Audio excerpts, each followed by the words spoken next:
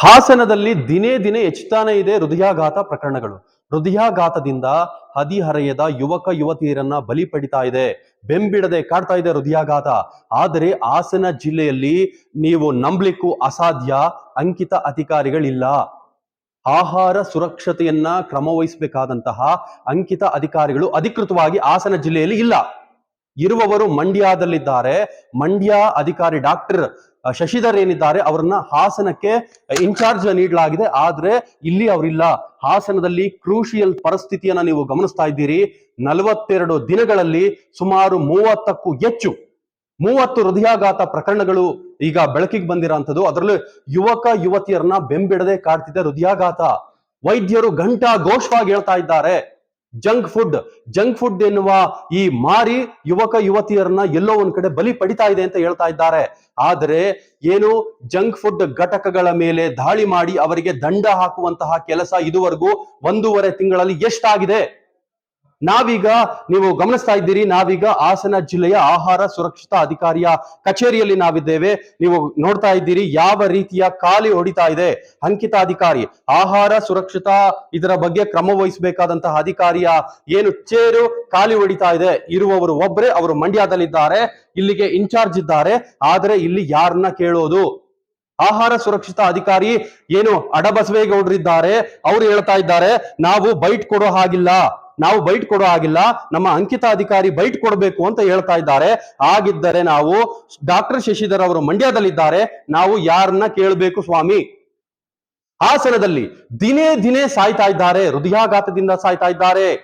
ದುರಾದೃಷ್ಟ ಅಂದ್ರೆ ಯುವಕ ಯುವತಿಯರು 19, 20, 22, 24, 26, 30ರ ಹದಿಹರೆಯದ ಯುವಕ ಯುವತಿಯರು ಪ್ರಾಣವನ್ನ ಚೆಲ್ತಾ ಇದ್ದಾರೆ.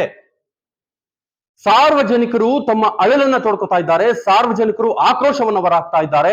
ಜಂಕ್ ಫುಡ್, ಕಬಾಬ್, ಗೋಬಿ ಬೇಯಿಸುವಂತಹ ಎಣ್ಣೆ 3-4 ದಿನಗಳಿಂದ ಅದೇ ಎಣ್ಣೆಯಲ್ಲಿ ಕರಿತಾ ಇದ್ದಾರೆ ಅಂತ ಆರೋಪವನ್ನ ಮಾಡ್ತಾ ಇದ್ದಾರೆ. ಫುಡ್ ಸೇಫ್ಟಿ ಮಾಡಬೇಕಾದಂತಹ ಅಧಿಕಾರಿಗಳು ಎಲ್ಲಿದ್ದಾರೆ? ನೀವು ಗಮನಿಸ್ತಾ ಇದ್ದೀರಿ, ಇದು ಅವರ ಏನು ಈ ಹಾಸನ ಜಿಲ್ಲಾ ಆಹಾರ ಸುರಕ್ಷತೆಯನ್ನ ವಹಿಸಬೇಕಾದಂತಹ ಅಂಕಿತ ಅಧಿಕಾರಿಯ ಚೇಂಬರ್ ಇದು. ಆದ್ರೆ ಅವರಿಲ್ಲ.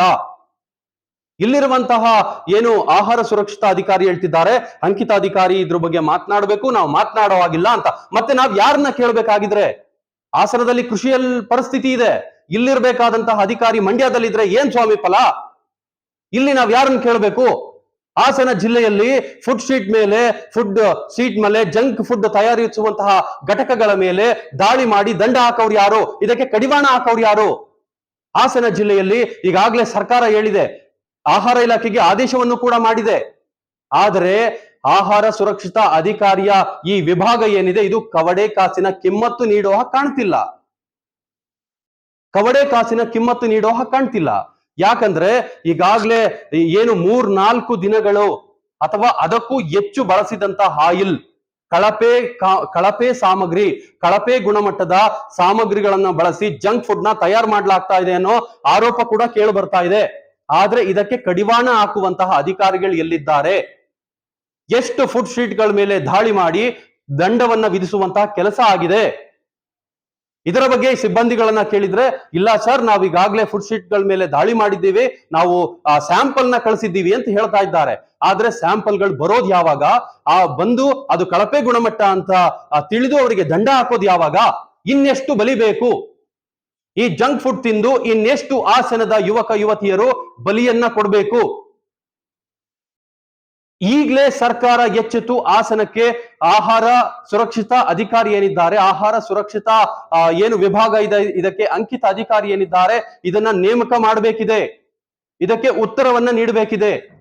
ಆ ಮೂಲಕ ಹಾಸನ ಜಿಲ್ಲೆಯ ಏನು ಫುಡ್ ಸ್ಟ್ರೀಟ್ ಏನಿದ್ದಾವೆ, ಜಂಕ್ ಫುಡ್ ತಯಾರು ಮಾಡುವಂತಹ ಘಟಕಗಳೇನಿದ್ದಾವೆ, ಅದರ ಮೇಲೆ ದಾಳಿಯನ್ನ ಮಾಡಿ ಕಳಪೆ ಗುಣಮಟ್ಟದ ಆಹಾರವನ್ನ ಏನು ಬಿಕರಿ ಮಾಡಲಾಗ್ತಾ ಇದೆ ಅದಕ್ಕೆ ಕಡಿವಾಣವನ್ನ ಹಾಕಬೇಕಿದೆ. ಇನ್ನಾದ್ರೂ ಜಿಲ್ಲಾಡಳಿತ ಎಚ್ಚೆತ್ತುಕೊಂಡು ಇದಕ್ಕೆ ಕ್ರಮ ವಹಿಸಲಿ ಅನ್ನೋದಷ್ಟೇ ನಮ್ಮ ಆಶಯ. Chetan Chandrayapatna, guarantee news, Hassan.